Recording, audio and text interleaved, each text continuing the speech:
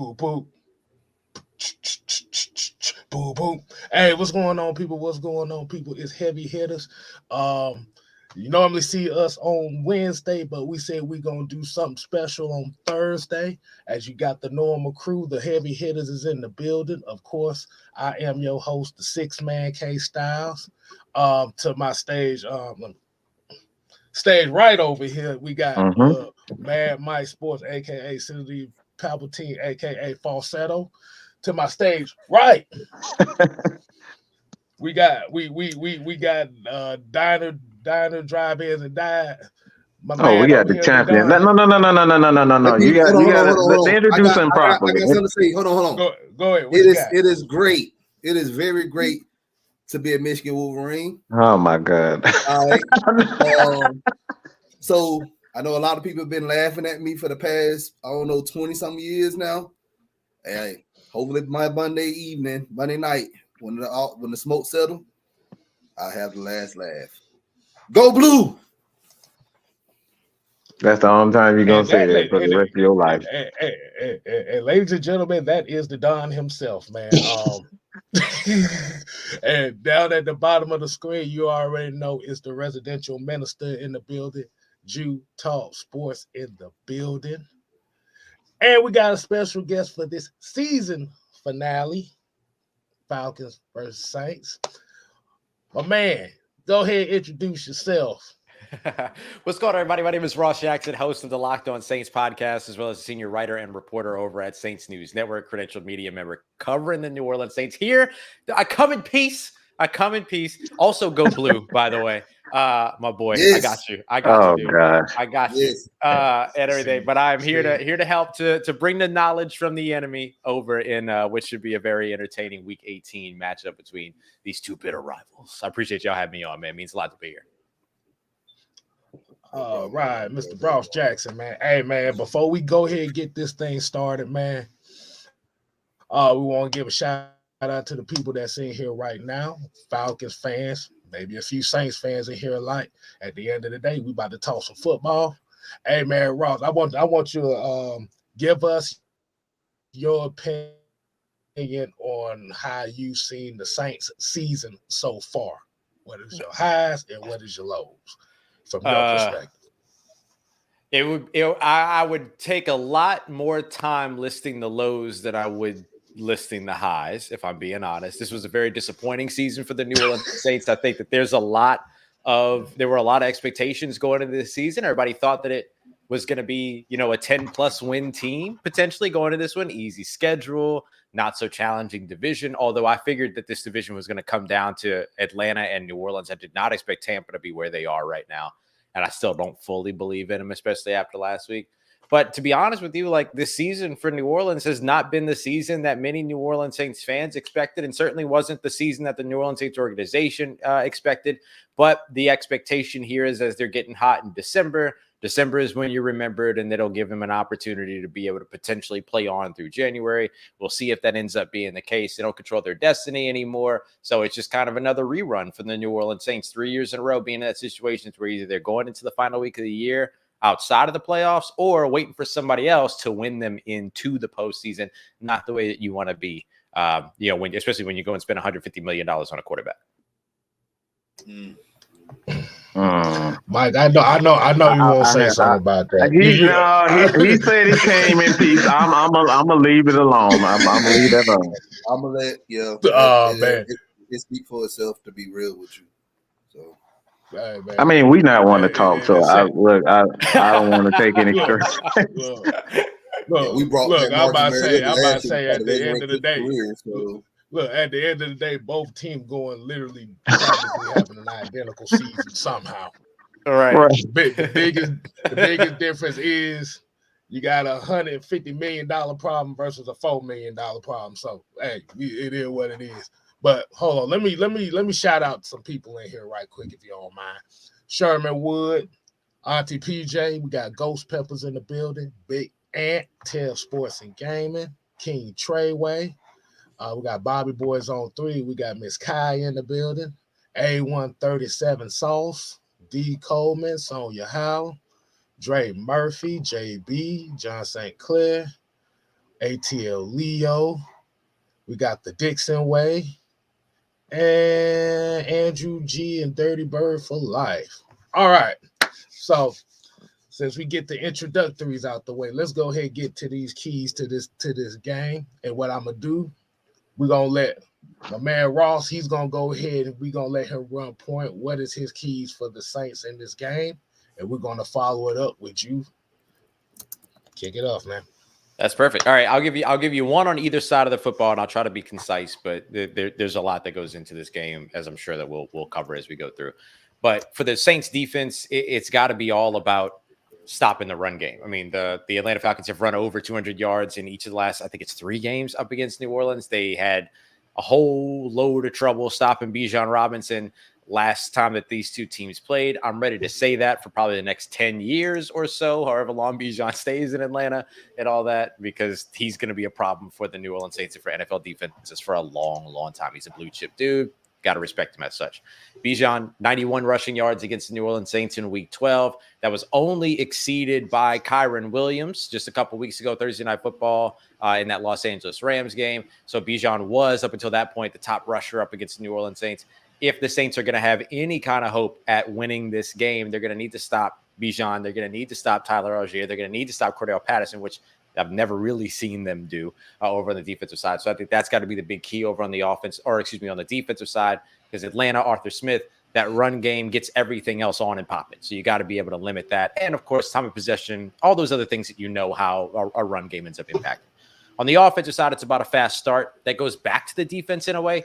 But the Saints didn't score their first opening drive touchdown all season, y'all, until last week against the Tampa Bay Buccaneers.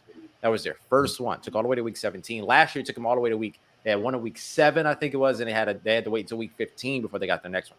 So starting fast has been a big issue for the New Orleans Saints offense. The reason why it's important is because the way that the New Orleans Saints defense works best is when they're going up against obvious passing situations. So if the Saints offense can put points on the board early, create a little bit of a deficit, something like that, or at least give the indication of being ready to go in a shootout if necessary, and Taylor Heineke can operate in a shootout if he needs to, then getting the Atlanta Falcons in as many of those passing down situations or obvious passing situations as possible alleviates the concern of the run game, and then gives the New Orleans Saints defense an opportunity to do what it does well, which is take the ball away through the air. If they can't do that, then I think it's going to be tough sledding for the New Orleans Saints this week. Okay. All right, Jude, man, what you got to follow that up, man? So I'm going to pick up right where Mr. Jackson left off with his New Orleans Saints. I'm going to piggyback on that, man. It's going to be a fast start for the Falcons in this game because this game is going to be played in New Orleans. And we know that New Orleans is they have one of those rabid fan bases where you don't want to let this crowd get involved in the game. And he's talking about, the third down obvious passing situations. We seen how that turned out last week for Taylor Heineke throwing 3 picks in that game against Chicago last week with that rabid fan base in Chicago. So in this game, you want to get out to a fast start so you can kind of quiet the crowd and put some doubt in their mind. If you let them get out to a fast start, it's going to be a long day for our Atlanta Falcons, because at that point, you're not going to be able to hear the snap count. Now you have guys pinning their ears back. You have Cam Jordan pinning his ears back. We know that they like the blitz. You have their linebackers coming downhill at you. And we know when that fan base gets into it and that crowd noise gets involved, it can get real ugly, because we know Taylor Heineke is prone to mistakes similar to Desmond Ridder when it comes to pressure. So in this game, it's going to be getting out to a fast start, getting that running game going, as he talked about. We have to run the ball in this game early, but we need to play with a lead. It's going to be important to play with a lead in this game. Don't allow the fan base to get into it. You don't want the crowd to get into this game, because I really feel like that's where this game could be won and lost. If we let them get out in the lead, that rabid fan base, they're going to get loud in that building, and we know they play in the dome just like us. So, it can get real ugly real fast if we allow that fan base to get into it. So we want to quiet the crowd by coming out early, jumping out to a lead. Oh, man. Hey, Don, let you go ahead and follow that up, man. All right. We start with our defense. I did not like how our defense played last week against Chicago. I'm not even going to really go into details with that. It just was the worst outing our defensive unit had all year long. This week, we need to make Derek Carr very uncomfortable. When he's very uncomfortable, he will turn the ball over. I'm not gonna sit up here and say stop the run because Kamara, he is him. I'll give y'all credit for that. But if we can keep him somewhere under 60 yards in this game, I think we'll be fine. I will tell you real quick, Alvin Kamara will have 0 rushing yards in this game because there ain't no way he's playing at this point. Oh, he's not playing? Okay. I doubt it. I really, really doubt it. So it'd be Jamal Williams. Obviously, they'll use Taysom as best they can to get the run game going as well. And it'll either be the rookie Kendre Miller or one of the practice squad guys that's mixing in. But for the most part, it's gonna be Jamal. Jamal Williams. And I like what I've seen out of Jamal this year, the times he got in the game. So he is a good RB2 for you guys, and we'll be fine. Taysom Hill, I'm not even worried about Taysom Hill because we did a good job stopping his ass last time we played. Now, on our offensive side of the ball, of course, we do need to run the ball. It needs to be running back by committee this game. Whoever running the ball well, keep their ass in. Tight ends, we really need to give Jonnu Smith the ball a lot in this game because I really feel like he can be a nightmare for the Saints linebacker core that trying to cover him. And I remember week 12, Jonnu, y'all try to put a safety on him, and he could be our safety. So we can do that again this week. I think we'll be fine. So those are my keys right there. Okay. All right. So I'm gonna go on the neutral site here. As you already know, this is the game of all games this year. Pretty much, I'm just gonna say it's gonna be a slobber knocker. What JR say, it's gonna be a slobber knocker. So, whoever turns the ball over the least in this matchup, I think is gonna win. And I don't know what he said. Stop Taysom Hill, and I had the name written down here. Hold on, let me get this name down here. I had it written down. If you tell me position, I could probably tell you. You're talking about. I don't need Jawan Johnson to go to hell off again. Yes. So yes, those are going to be the two Saints players that I'm watching out offensively. Defensively, I don't know how well has Cam Jordan been. I haven't heard too much about him, but getting whooped up by Caleb McGarry last matchup, he's looking for something. So yeah, I can tell you, Cam over the course of the past couple of games hasn't had much of a pass rushing role. Pretty much everything he's been doing is run stopping. He's got an ankle injury, and so he doesn't trust himself, I think is fair to say. And in pass rush situations, having to cut, kind of do all the different things that you don't necessarily have to do in the run game. It's a little bit different where you can kind of sit back and set the edge. So he's been more first, second down. And then what they've been doing is they've been using Zach Bond finally as a pass rusher. They drafted the guy. He had 12 and a half sacks in his final year at Wisconsin. They said, you know what he'll be really good at? Being an off-ball linebacker. And we all went, what? And so then they finally, over the course of the past 5 games or so, have transitioned him to a little bit more of a pass rusher. So I wouldn't expect to hear Cam Jordan's name too much when it comes to pass rush. He's mostly been a rundown guy. That doesn't mean that he won't rush the passer. I mean, when they decide to pass on first and second down, obviously in those cases, he will still rush the passer and can still have an impact. But don't be surprised if you don't hear his name. If you hear his name more in the run game than in the passing game, just based upon the responsibilities and what he's being asked to do right now while he manages that ankle injury.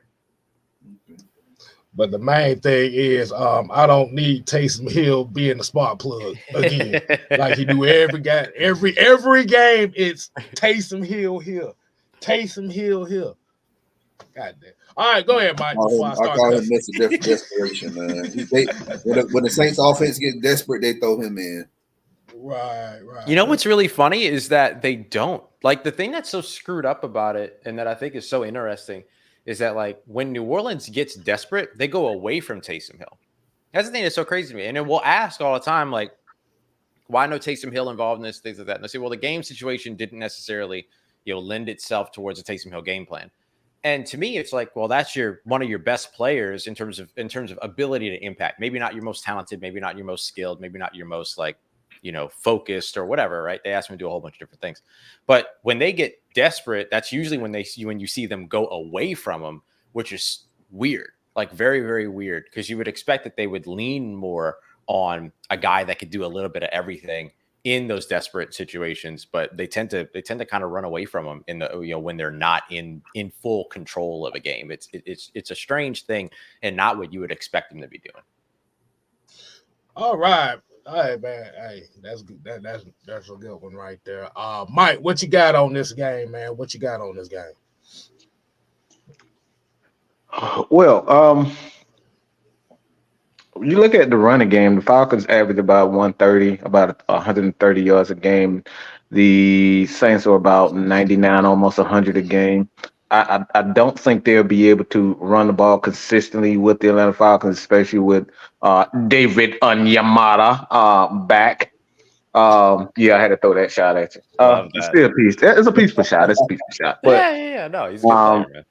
I think this is going to come down to balance for the New Orleans Saints. So the Falcons, this is going to be a one-on-one with the great one. Whether it's going to be Chris Olave or AJ Terrell, these guys are going to have to. They're going to have to duke it out if you're going to have that balance to come out with the win. I don't really believe in the quarterback at all. So I think this has to be one of those situations where, if the Falcons want to win, they have to shut down that short passing game with the Saints. They don't shut the short passing game and they allow them to run the ball over 100 yards, the Falcons are going to lose, all right? They're going to lose. So the Falcons have to shut down that short, intermediate passing game that New Orleans like to go to. Taysom Hill obviously is one of those guys that he's a spark plug, obviously at home. So that's going to add a little extra to it. The fans are going to be into the game, but I think this is really going to come down to the wide receiver, Olave versus AJ Terrell.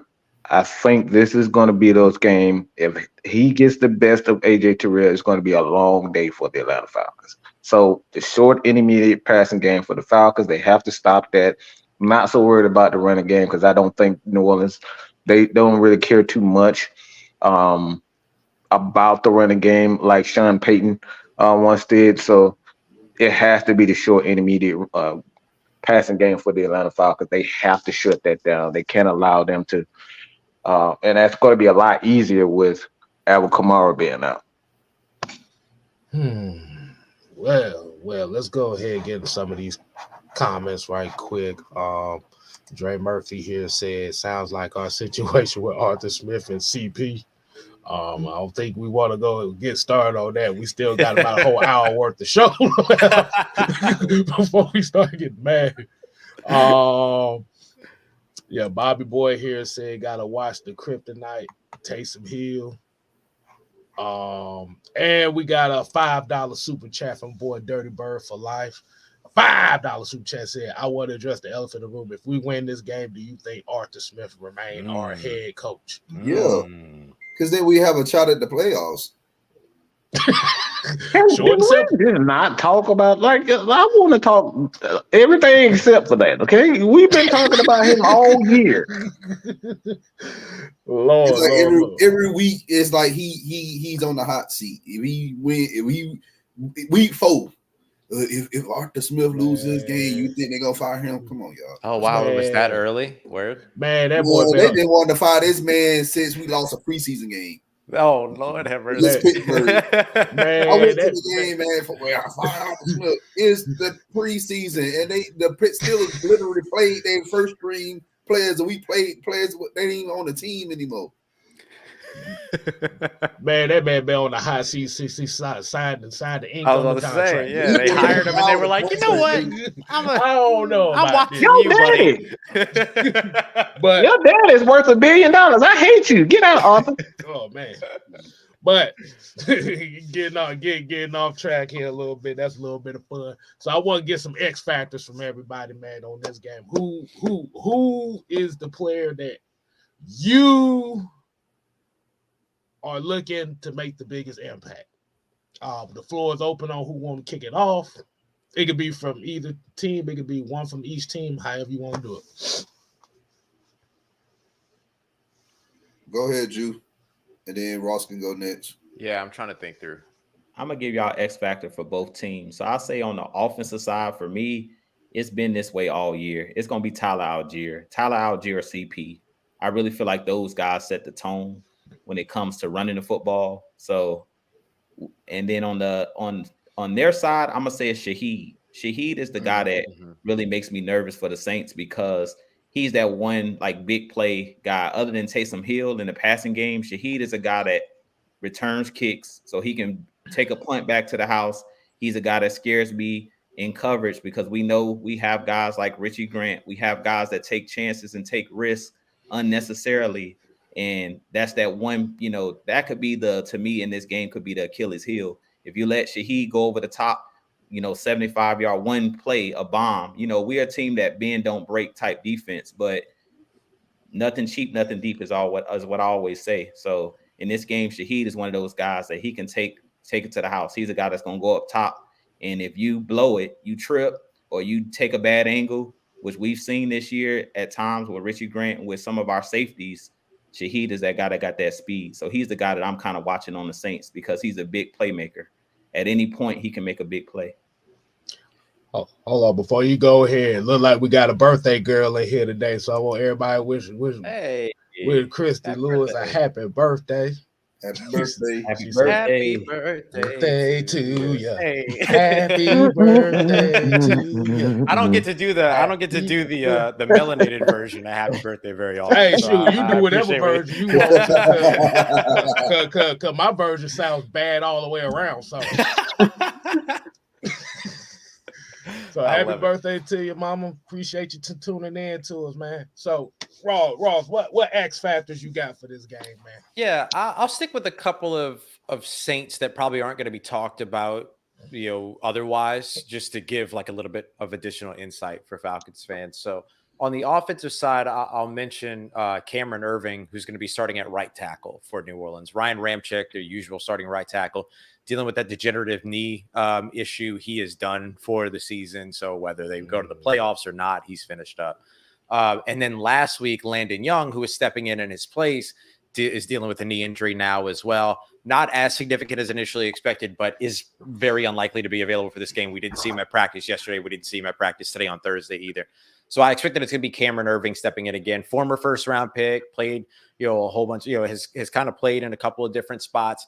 Was the starter for the Saints on Thursday Night Football against the Jaguars, played well, 62 snaps in that game, only one pressure allowed. Last week came in after just about 20 snaps, only one pressure allowed against Tampa. This week, that pass rush gave New Orleans some trouble the last time that they met in Week 12.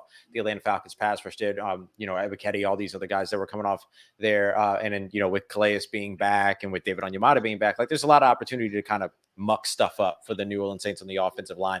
And the offensive line hasn't been great so far this season. It's been, they've been letting a lot of pressure through, stuff like that. Derek Carr just kind of has gotten to the point where he's been better at avoiding sacks, avoiding pressure, getting the ball out, things like that, particularly over the course of the past, I'll say handful of games or so.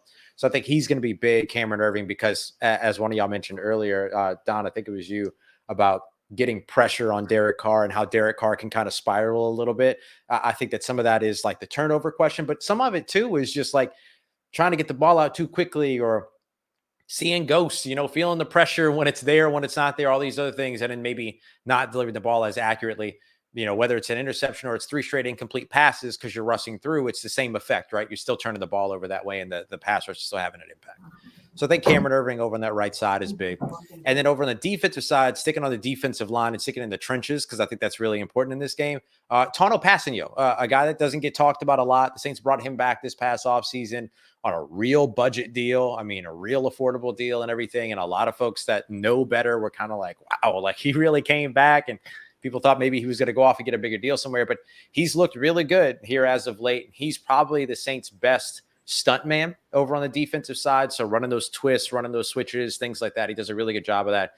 So the combination of him and rookie defensive tackle Brian Brzee and their ability to kind of move laterally and try to confuse offensive lines and all those things. I think that's going to be big in terms of trying to get that pressure and kind of have the effect that was being discussed about Derek Carr. You're trying to get, if you're the Saints, that effect on Taylor Heineke, right? So I think that a little bit of that ability to be able to kind of do that pre-snap work and create some of that confusion up on the front.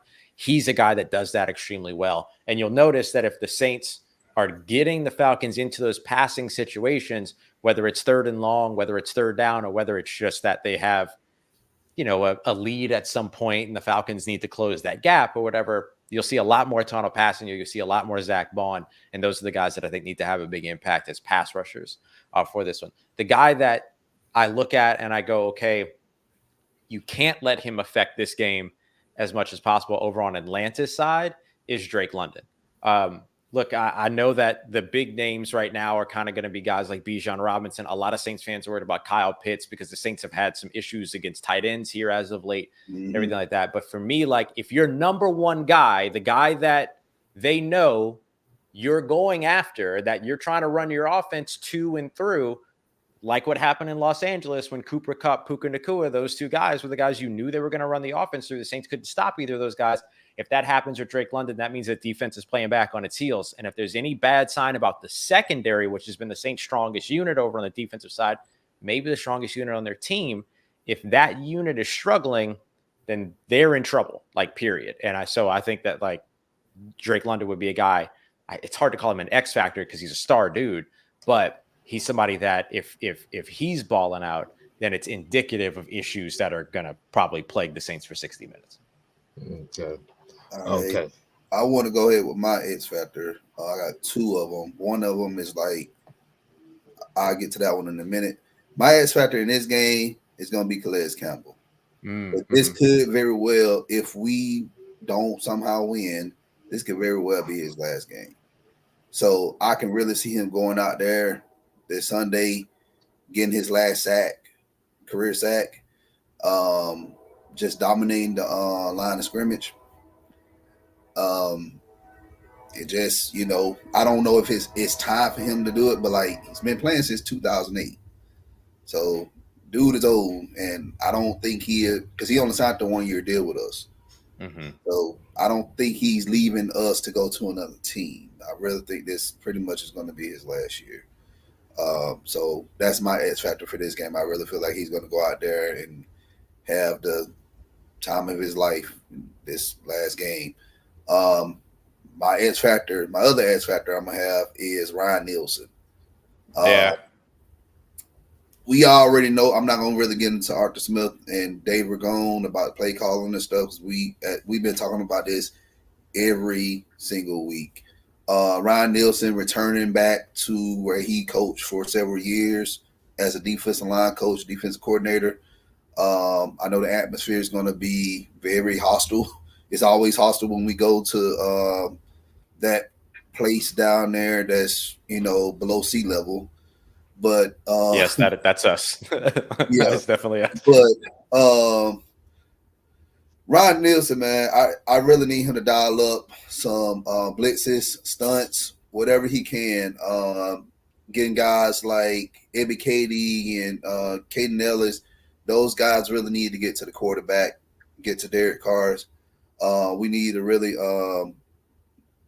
run plays. We need to do some loss of yards, something. We need to really play better than what we did last week. But I really feel like if he can coach a good game, we're going to win. And I really feel real confident that we're going to have a bounce back game as far as the defensive side of the ball. All right, we got a 1999 super chat from the birthday girl. She said, thanks to heavy hitters and other Atlanta and NFL. I'm gonna give her a birthday dance. I'm gonna give you a birthday dance, Christy. Wait a minute. This is not heavy hitters after dark. We ain't doing that. We're not doing that. You said we're still in daytime programming, bro. Like, I don't know why. I don't know why a picture came in my head of Matt Mike popping out of a damn birthday cake. Hey man. Lord have mercy. Now I can't even eat cake. I can't even eat cake again. see, we tried to do this, and Hey I'm man, looking look. here, and you over here with stripograms for the birthday girl and shit. What are we doing? But Hey, appreciate man. 1999, bro. You gotta up your prices, man. Like, hey man, you might well send the clip to her or something like Hey. that. Christy, say no. Say no. For real. If he's only accepting 1999, you don't want the dance. Man, Mike, pull yourself together, man. This is YouTube. Hey, look. It's not OnlyFans. This is YouTube. Okay, my bad. So I actually got a heated rivalry that I want to talk about. So since you guys have pretty much stated them all, this rivalry has been something a lot lately, a lot recently that I'm really going to keep my eye on. I'm looking at this box on this dude's head, and he is. It really does look fake, right? So I'm going to be focused on Steve Harvey and how he responds to Cat Williams. Yeah. Box. And I'm looking at this box right now. It really does look fake. It looks like it's not fake. Bruh, that thing ain't had hair out of place in 20 years. It was just on. It looked like he had glue on his forehead and everything. Like it's just. I mean, y'all took all the key points, so I thought that was good. Factors I'm gonna be looking at. Yeah, this is you are the heavy hitters after all, so you got to bring the heavy hitting topic, right? You know what I'm saying? Right. You gotta throw that there. Understand that. Yeah. So Cat Williams versus Steve Harvey. Let's see what Steve Harvey. Yeah. Man, Steve Harvey go cut a jig on whatever 17 shows he's on. Family Feud or whatever. The only thing I will say this, as long as I don't have to hear Ricky Smiley, I'm good. I don't need that side of it. Okay. All right. and that, my friends, is the goofy intermission part of the show. That's it. So we're gonna go ahead and get right into it, man. So, hey, Ross, I want you to tell everybody how long you've been a Saints fan and what player could you say is your favorite Saints player? Oh yeah. Yeah, I mean, look, I was born and raised here in New Orleans. Since I started covering the team, I've had to kind of put the fandom aside, and I try to work with as much journalistic integrity as I can. But it's so good to see the team win and all those things. But I was born and raised here in New Orleans, went away for a while, and then got the great opportunity to be able to come back to do this job. So I'm very grateful for that. But the guy that for me, and the reason why I mentioned I was born and raised here is because they put me in Saints pajamas when I was first born. I didn't have a choice. Here's who I was, and that's fine. I was very happy with that. But the guy that really got me rooting for the team was Sammy Knight. Not just because I knew I would be bald later on in life too, but because I really liked his brand of football. That was back when safeties were actually able to play safety, right? Like DBs were able to hit, we were able to do you were able to see all these other things.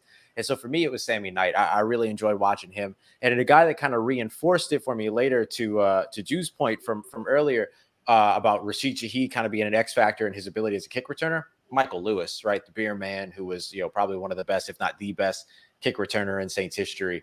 He was another dude that made it really exciting when we kind of hit that run in the NFL of all these phenomenal returners. You had Michael Lewis in the game. You had, Dante Hall in the game. You had Devin Hester in the game, all that. And all of a sudden kick returns, punt returns were exciting. I'm forgetting somebody else too.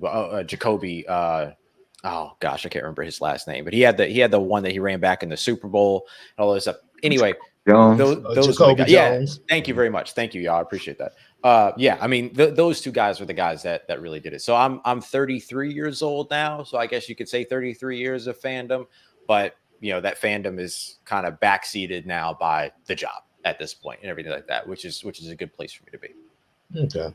Okay. I'm trying to play any, mini, mighty, mo who I want to go next. Go ahead, you down there smiling. You might as well go ahead and do it. What you got, man? What you got? Man, favorite Saints player? That's tough, man. I like Joe Horn a lot because he was a Saint a Falcon at one point. Yeah. So I think Joe Horn was one of those guys that was a special player. But we try not to root for Saints players, so I kind of cheated with the Falcon as well. So, but Joe Horn was one of those guys that was really cool. He later on he came over to the Falcons. He came over from the dark side to the good side. But I'll go with Joe Horn because he was one of those guys that was just he would celebrate. He would do like T.O. He had to sell. He would do different things that would make the game exciting and fun. So I'll say Joe Horn, and he was one of those guys that kind of came over and helped Roddy White become what he actually became. Yes. He helped mold Roddy White into a really, really good wide receiver. So I'll say Joe Horn. And years later paved the way for one of the most wholesome NFL moments that we'll see with Arthur Blank going and talking to J.C. Horn after the game against Carolina and all that kind of stuff. Like, what a cool dude to have that type of relationship across two rival franchises. Yeah, definitely. What you got, Don? I really like. I'm not gonna go with a current player because I just can't do that. I can't do that to myself. Y'all see what I'm about to do, right? You see this, right? Go ahead. Be quiet, man. My favorite Saints player. It's kind of hard because I don't like the Saints, but it's one player I had to pick out that I really like, Paul Seal. I don't know if you know who he is, Ross. Oh, wow. Yeah. Yes. Good Lord. Great pick. Wow. Yes. I love Paul Seal. He was a good tight end for y'all back in the 70s. That's amazing. Great pick. You might as well say Boo Williams. You know what I'm saying? Like, that's great. That's a great pick. Man. That's cool. That's one of the for real. Like, that's one of the best. Picked him right. You know why he picked him right. Exactly. That's why we looked at like. I see. All right. See, I was here giving you flowers and everything too. He was a bullshit record player. But you know what? I'm gonna still give you flowers though. Like, that's still a good pick. Like you might have picked him because of Michigan, but either way, like that's a pull, bro. He was a good tight end. That's a good pull. He won offensive rookie. He was on one of the all rookie teams coming in the league that year. You know these folks don't give a damn. They know you picked him because he went to Michigan. But I know a lot about him. At least you followed him beyond. Like, you clearly followed him beyond Michigan. Right. You know, He cool. I'm gonna impromptu something real quick. I got a lovely lady right here. Who's your favorite Saints player of all time? Why? Yeah, somebody. Ain't nobody ask you. Go sit down. We ain't talking about no Saints. You need 9 love. You need that 9 love. For yeah, she's a Saints fan. We know. We had to figure that when she said Drew Brees. I said, she don't get no love today. Not today. She don't get any love today. She definitely ain't getting no love Sunday. I was divided. Oh Lord, we're gonna have smoke. This is really about to turn into you know what? No, we ain't doing that. Bro, y'all got 3 more hours. Then y'all can start cutting up for real. Get it all out. Hey, Mike, what you got on this, man? What you got on this? I'm gonna say the Saints really didn't know what they had with this guy. You look at his career; he actually started out as a fullback. I gotta go Craig Ironhead Haywood. He started as a fullback with the Saints, and then he came to Atlanta Falcons, and he became a running back. The Falcons used him as a running back, and he was one of the most exciting players for me as a kid growing up. Didn't see a lot of him, but when I did see him, remember seeing him, he was one of those Falcons player that stood out. He was a Mike Allstott type of a back, big dude. He was difficult. He would run through people's chests, like Earl Campbell and all that. But yeah, Craig Ironhead Haywood for me was one that I kept. I remember growing up as a kid. Great pull. Hey, all right, man. Like I said, I may not have the prestige of what we got from Don and Mike and stuff, but I'm gonna go in the Aaron Brooks era. I'm gonna say Deuce McAllister. Yeah, man. I'm sorry, but them dudes was. I didn't watch. I ain't watched football right around where Ironhead played, but this dude about close enough for us in a Saints uniform. Lord have mercy. Him busting off that run with the helmet off and everything is so like iconic. Yeah, I see that dude. He and I chop it up all the time. I swear Deuce could still put on a uniform and go out there and get it done if they need it. And they might need him to. Hell. I met him back in 2014. I met him back in 2014 when I was coaching out there in Mississippi because he went to Ole Miss and he still lived out there or whatever. He owned a car dealership out there too. Mm-hmm. So I met him in Jackson. Matter of fact, I met him at a barbecue joint. Is that Deuce McAllister? So yeah. But I got a question for you, Ross. And this is not food yet. We'll get to that in a minute. But it's about players. And like it bothers me a lot. Why do the Saints draft a lot of Ohio State players? Why? Like y'all make me hate y'all even more. Yeah. No, I understand. I understand how that can be problematic for you. I really do. I understand how that can be trouble for you. I really do. I completely understand.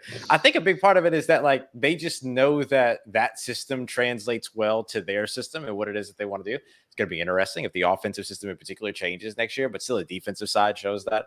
But yeah, I can understand how that could be very, very annoying for you, especially when the players turn out like in the situations in which the players turn out to like work and be good. I can see how that would be annoying 100%, especially for you. Yeah, it really is. I'll be watching the draft. I'm looking like, but y'all got my boy Caesar though, and y'all he been all right for y'all. I was waiting for you to say he was your favorite player. That's why I said I couldn't say a current player. You know I couldn't say current player. All of a sudden he got no man. He still reps blue big too. I know he'll be out here. He'll be out here all the time wearing his Jordan Poole shirt and everything. Oh yes, I love Jordan Poole, man. Yeah, man. Yes. Well, at least I can say one thing. At least y'all ain't do like the Eagles did. You dedicated 2 drafts to Georgia. Yeah, and then traded for him and everything too. Like, DeAndre Swift's available. What's school he went to? Oh, okay, let's move. Make that move. Like, yeah, they may end up getting Stetson Bennett this offseason. Man, don't do that. Man, we got a one night super chat, Brian. People said that's tough, but watching Breeze versus Ryan was a great. Man, I miss those years, man. The NFC South was a bloodbath for almost 15. It was a bloodbath from right around 2002 up to like the last couple years. It was a civil war. It was literally a 2-decade civil war. That's why I said like before 2002, man, it really wasn't a rivalry. I didn't never see it as a rivalry because my hate really flows with the 49ers because I'm an old school guy, NFC West. You know, we had like every year it was San Francisco or the Rams winning this division. Yeah. That's what I said. So, but so we got a lot of fans going to New Orleans, unfortunately, this Sunday. All right. So, and you say you were born and raised in New Orleans, you still live down there. Yeah. Like, name some good places that people can go get something to eat at, man. Man, okay, I will tell you this. I will say this right off the bat. If you want good Cajun Creole food, don't expect to find it at any restaurant. You got to go to somebody's grandmama house or something like that. Get that at the tailgate. You know what I'm saying? Which is going to be tough if you're wearing your Falcons apparel. Like, it's going to be hard. You're going to have to go through it. But like, that's really the place to do that. Outside of one spot in Mid City called Dookie Chase's. That's the place to go if you do. And it's sorry, that's what it's called. I'm laughing at Mike. I'm laughing at Mike crazy ass. What you about to say, Mike?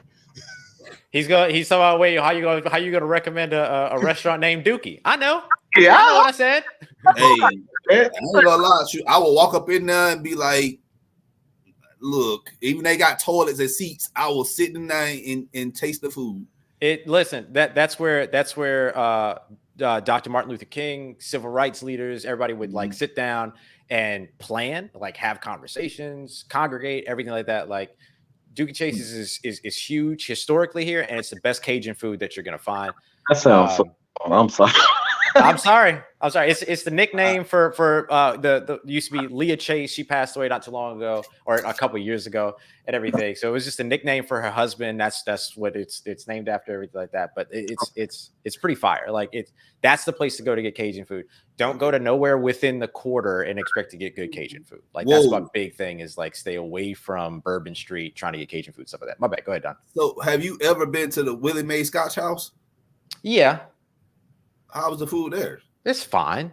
Like, it's a good place to go for a good Southern food. It's not the place to go for, Cajun, Creole, like that kind of thing. You know what I mean? But it's good Southern food. Like you want good fried chicken or something like that. Yes, like they got have the best that fried chicken in Louisiana. Fantastic. For that. I'm just talking about for like Cajun Creole, like jambalaya, gumbo, all that kind of stuff. No, that's exactly That's the place to go. I got another question for you. Mm-hmm. What do you think goes on a po' boy?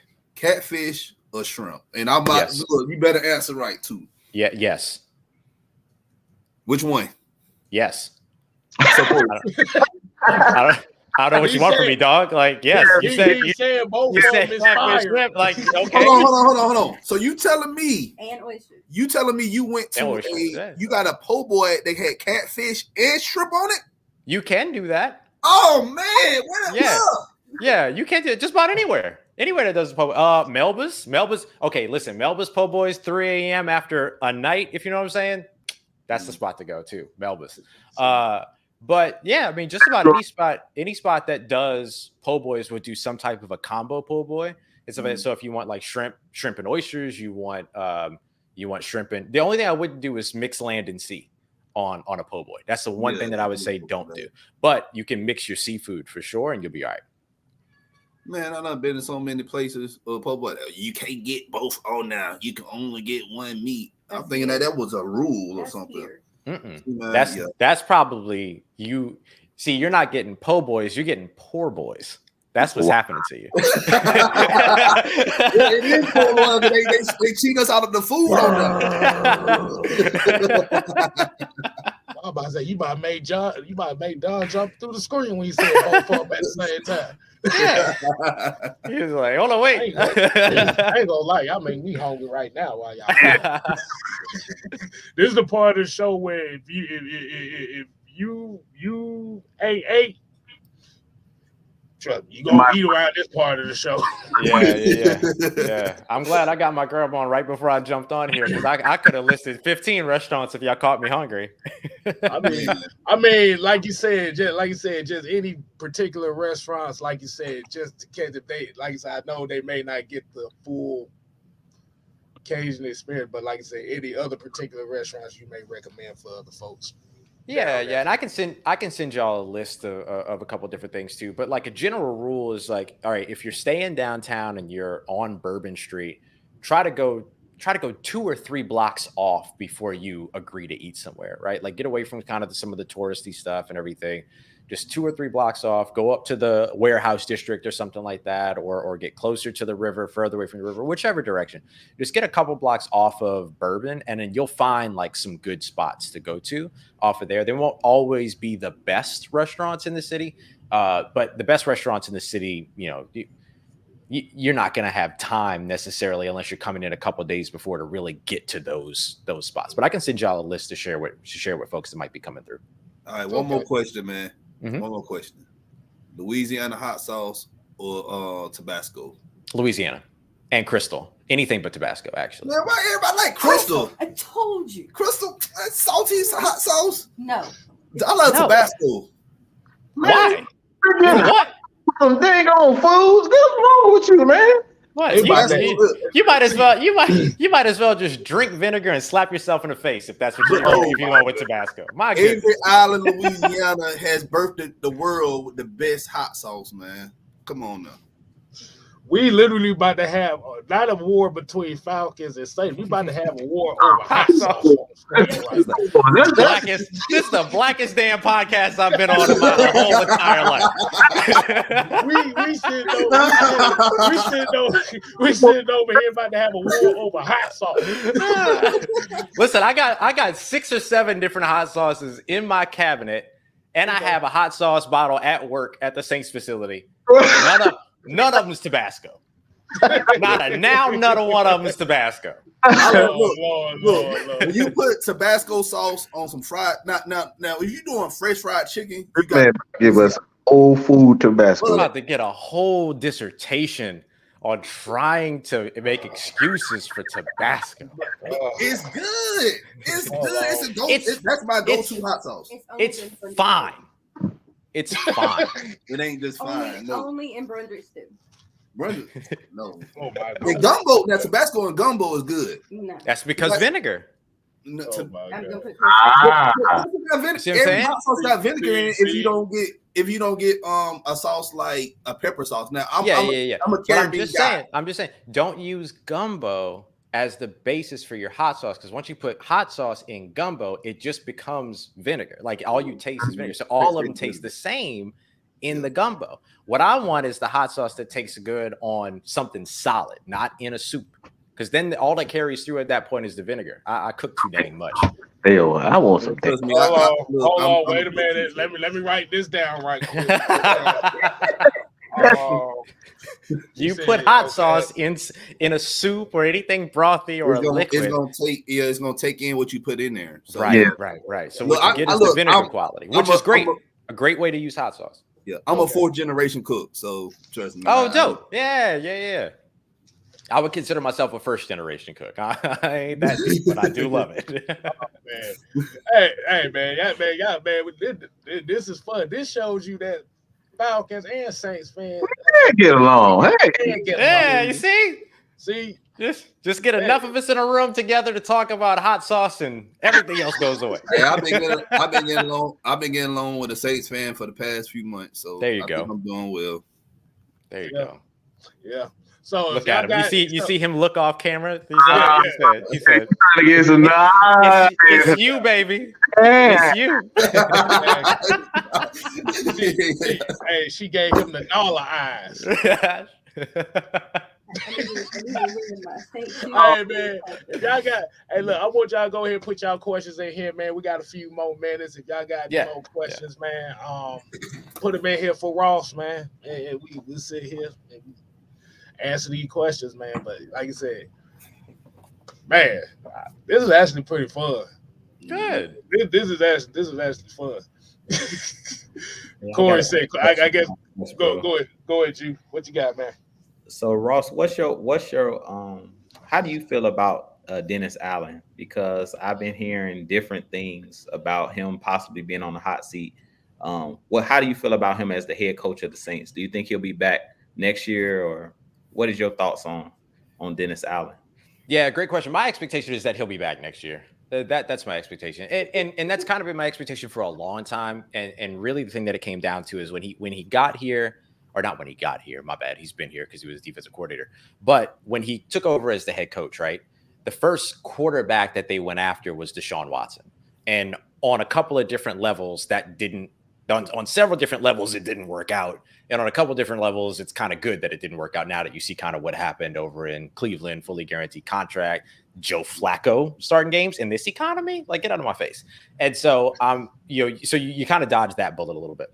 So what happened was that in 2022, then they go out, they get Jameis, they start Jameis, he gets 3 games in, and then they go to Andy Dalton. So that kind of, usually when a new head coach comes in, you guys well know, the new quarterback that joins when that new head coach joins, those two kind of become intertwined in a way.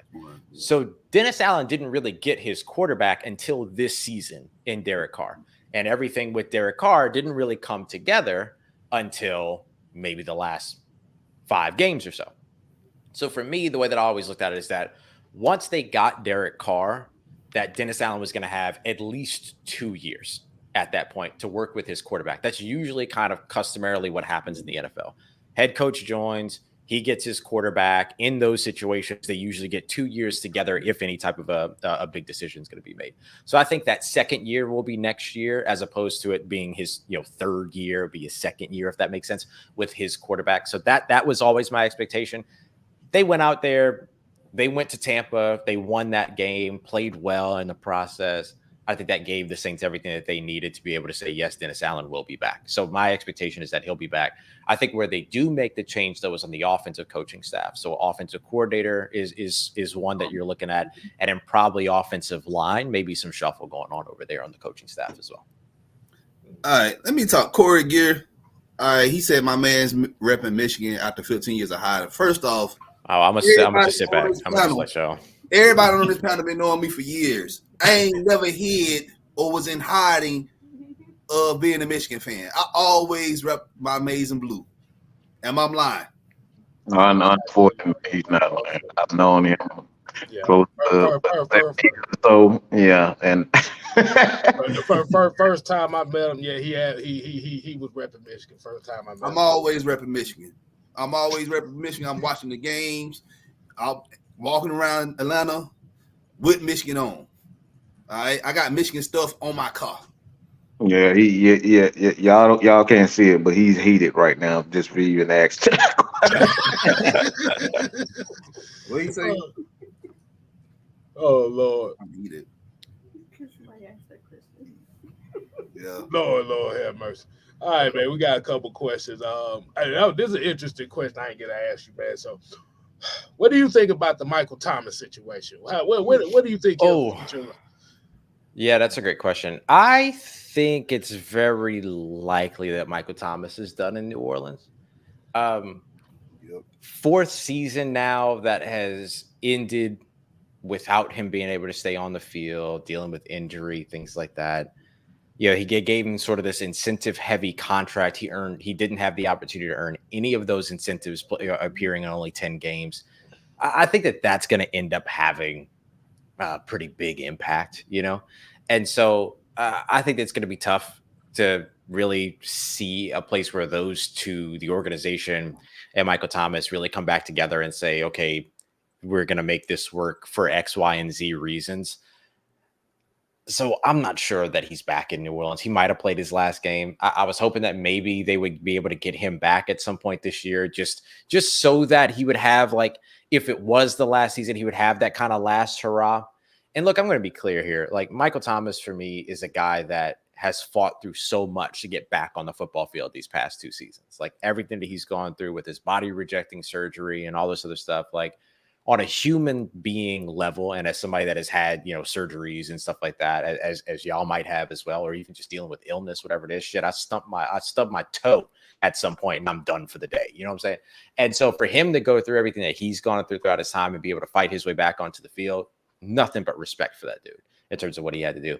But I don't know if the Saints are going to be comfortable moving forward with a wide receiver that's 30 plus, that's dealing with injuries and stuff like that, when they have an opportunity to continue to get younger at that position with an otherwise aging roster. So that's probably one of their most immediate opportunities to get younger. I think that they'll take that shot.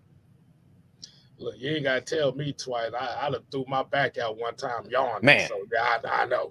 Listen, bro. I done bit my tongue. I done bit my tongue chewing on something, and I was out for the day. I'm finished. I'm calling out of work. I'm done. What's wrong, Ross? I bit my cheek. Money maker, man. I can't do it, man. I'm out to call out. That's it. But we're gonna go ahead and wind it down for y'all tonight, man. Ross, man, we appreciate you coming on with us, man. Like you said, you welcome anytime. Let you go ahead and plug yourself for the people that may not have caught the beginning. I'll let you go ahead and plug yourself right quick. Let everybody know. Yeah, sure. Look, if y'all want to know a little bit more about what's going on with the New Orleans Saints, or you're just looking for stuff on the NFL as well, you can find me over at the Locked On Saints podcast, Locked On NFL podcast. I do as well, helping to cover the entire league. I do that on Tuesdays. Black Monday, all that kind of stuff when it comes down to, coach firings and everything. We'll be covering that over in Locked On NFL as well. So you can come over for that. You can find all the written work over at Saints News Network. That's Sports Illustrated's Fan Nation site that covers the New Orleans Saints. And I'm on social media at Ross Jackson, NOLA, NOLA. I don't expect you to follow me, though, because you probably don't want to type NOLA into a search bar. And I get it. I understand 100%. 100%. Except, yes, thank you. I hear you. I appreciate you. You got you another follower. I appreciate that. Much love. Much love. Hey, we don't discriminate from teams around here. Real pleasure, y'all. And look, Corey said he learned a lot about hot sauce. So that's what we ain't done yet because let's go ahead. Look, y'all, I'm going to come up with an episode and I'm gonna buy every single hot sauce that you can buy. Oh. And I'm gonna try it on different various things. And I'm gonna tell y'all how I rate the hot sauces. Yo, can we do that together? Can we do that together? Oh yeah, let's do it. I would love to do that. Like for real. I'm dead serious. Let's do it. Yes, I'm down for that. I am down for that. Hold on. Okay, I see. What just happened? Like, hold on. Wait a minute. Okay. We hot sauces, bro. Falcons and Saint fans together. What? We're gonna rate the different hot sauces, and we're gonna do a meat. We're gonna do a meat, a vegetable, and a starch. I'm down. All right. Oh, goodness. And we're gonna put them on different things, and we're gonna be like, okay, this hot sauce. Oh, we can do a soup too, and we can taste it on different things. Okay, this hot sauce goes well with the meat, or this hot sauce goes well with the vegetable. Yeah, this is my stuff right here. That's what I'm talking about. That's what I'm talking about. You know, Mike, do you know what the sad thing about this is? You know what the crazy thing about this is? Hot sauce has brought us together with a Saints fan better than what we are with Falcon fans. Ain't thought about it. This is incredible. I have no words. That is crazy. I'm just saying. All I'm saying is we might have figured it out, y'all. That's it. I'm not gonna pat ourselves on the back too much, but I think we figured it out. You better pat yourself on the back. Lord have mercy, man. We deterred a rivalry show and about to have a cooking show coming behind it. All right, hey G, you got any final words, man, before we get off here, man? No, I'm good, man. We done said it all. Like we said, we're gonna have to start the diners, drive-in, and dive. So featuring the heavy hitters. Hot sauce. Hot sauce on my burrito, baby. That's all. The heavy heaters. We ready. We ready. See, we ready. We got the brand. We got it. Somebody shoot us some logos. Like we got it. We're good. No, but for real, y'all. I appreciate y'all very much for having me on, and I appreciate y'all. Like, it's always a lot of fun to like come onto a show where folks come in and they have good knowledge. They know what they're talking about. They're prepared to talk about the other team and everything like that. So I really appreciated that. Like, we had fun and everything like that, but also like the football talk, like paramount, number one. Like, y'all know what you're doing, and so I want to give you your flowers. Like, y'all were dope. I appreciate you. Man, we appreciate you too, man. Thank you. Hey man, you definitely was a pleasure to us, man. Definitely. Like I said, we're gonna do this. We doing this again soon. Oh, down. I'm ready. We gonna in a few weeks. We're gonna do the hot sauce thing for sure. What did Busta Rhymes say to Meth? He said, "Shoot, we can do it right now. We can do it right now." Well, see, the problem is I'm not at my actual domain, my main domain. Right. So I gotta grab my stuff. And do it, so. Don't worry, Dom. I was playing, dog. I'm not gonna hold y'all like that. All right, man. Hey, y'all make sure y'all go ahead and keep showing love to the heavy hitters. Make sure you go ahead and subscribe over there to Locked On Saints podcast. Like I said, everybody up here, Utah Sports, Bad Mike Sports, the Don's favorite 6-man K Styles. Like you said, man, the season finale, the rivalry game of all rivalry games with the possible playoffs on the line. Let's see South Championship game. Y'all already know. It's going to be one hell of a ride. So until next time, people, we ain't here to play. Oh, no. We here to stay. Oh, yeah. Dig it. You ain't got to go home. Those who stay will become champions. Go blue. See, your ass couldn't stick to the damn program, man.